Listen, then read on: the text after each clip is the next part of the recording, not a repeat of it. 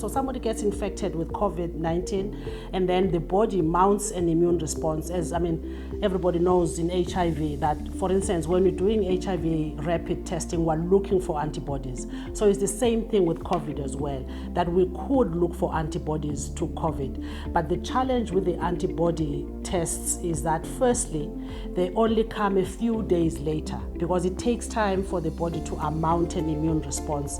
And by saying a few days later, we're talking 4, 5, 7 days. That's only time you will then see antibodies.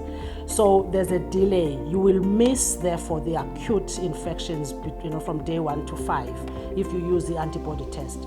And secondly, as far as the antibody tests are concerned to the COVID virus, is that we do not have any that are registered in the country. Remember, this is a new virus, and so most of these tests are being, developed as the epidemic or the pandemic, goes on. So we don't have any available antibody tests in the country as we speak. But there are other countries that have actually developed these tests, and so we are expecting, in fact, we have seen a lot of applications coming in to say, yes, we've got this test, I've got this test. And the advantage of the antibody detection test is that they actually can be done rapid. They can actually be done in the field. So those are what we would call a rapid test. We all know the rapid HIV